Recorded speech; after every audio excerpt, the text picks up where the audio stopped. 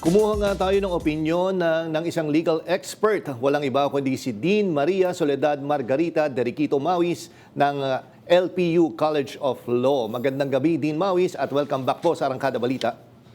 Magandang gabi po at ulit na marami pong salamat ho sa inyong pag-anyaya. Good evening. Yes, Dean Mawis, alam naman natin na lahat tayo bilang mga Pilipino ay gusto natin talaga ng accountability pagdating dito sa flood control anomaly na ito. Pero ang problema, itong mga pinipresent sa atin ng mga witnesses, parang marami ang nagque-question sa kanilang kredibilidad dahil pabago-bago sila ng kanilang mga statements. Ano po ang komento nyo dyan?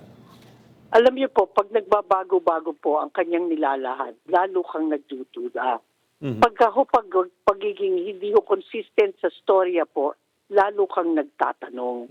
Kaya ho, nasasampahan siguro po sila ng demanda dahil hindi na ho consistent ho yung storya niya.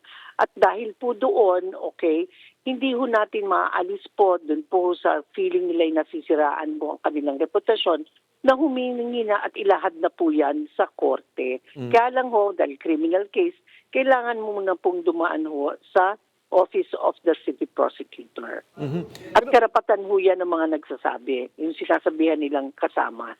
Pero Dean, hindi kaya parang napapahamak nga itong 18 ex-bodyguards nga po na nagpakilalang Marines? Dahil, kumbaga, sila yung nagbibigay ng statement, pero sila yung nakakasuhan. Hindi naman yung mga parang kung sino man yung handler nila. Alam niyo po, hindi po opo, totoo po yan, no? Siyempre, kung ang whistleblower ay siya ho ang nagpalabas, di ba? At yan ho ang ginawa. Siyempre, malaki hong, kumbaga, nilalahat, they're already telling the people, buhay na nila to, gusto nilang magsabi, okay?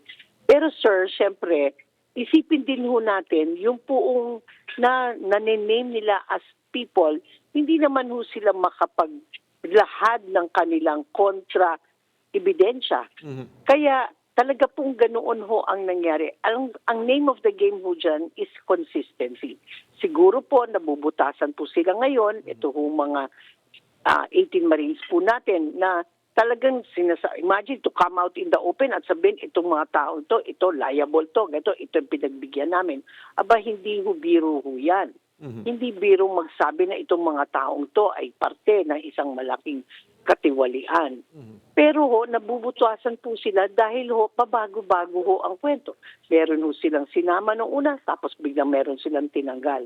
So, ang sa tingin ko ho dyan, para ho maging kapani-paniwala ho, consistency is the name of the game. They have to be very consistent. Yun nga, Dean Mawis, no? Kasi ito yung binigay nilang statement, lahat tayo gusto natin accountability, pero hindi naman pwedeng pipiliin lang natin kung alin dun yung totoo. Kumbaga tayo, nakita natin pa iba-iba yung statement, paano natin masisift through kung alin yung mga totoo at hindi?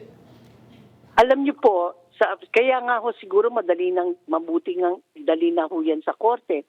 Dahil sa korte ho, yan, may right to cross-examination, di ba, maglahad ka, pwede kang i-cross-examine, at saka findings of fact. Remember ho, sa Senado naman ho, yes, kung factual, but in aid of legislation.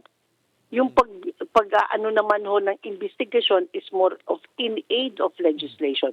In fact, hindi mo naman ako cross-examine yan. Hindi katulad ng extensive cross-examination sa korte, no? So siguro kaya ho itong mga taong napangalanan ay dinadala ho sa labas ng Senado para ho sila magkaroon ng pagkakataon na sa tingin nila ay ituwid ang mali. Oo, siguro yun ang paraan ho nila kasi nga ho, hindi ho sila makapagdanong ho doon sa Senado. Yun ay aking pananaw lamang, no? Kaya pinipilit ho nilang mailabas po dito po sa Senado. Okay, Dean, huling tanong na lang po siguro. No? Tungkol nga ito, of course, meron power struggle nga sa Senate and nalalapit na yung impeachment trial ni VP Sara at malapit na rin yung SONA. Yes. Tingin nyo dapat nang pumasok ang Supreme Court para ma-resolve na to or tingin nyo aabot, paano ito makaka-apekto sa malapit na trial? Opo. Unang-una ho, the Supreme Court on its own, kung ang maganggaling ay ang initiative ay Supreme Court, hindi po mangyayari po yan. Kailangan po may magsampa ng demanda sa Supreme Court ho at maging issue ho ang nangyayari sa Senado. Doon pa lang ho magkakaroon ho ng pag-aaral at pagdidesisyon ng Supreme Court. We cannot expect the Supreme Court on its own to just issue a decision without a case being filed.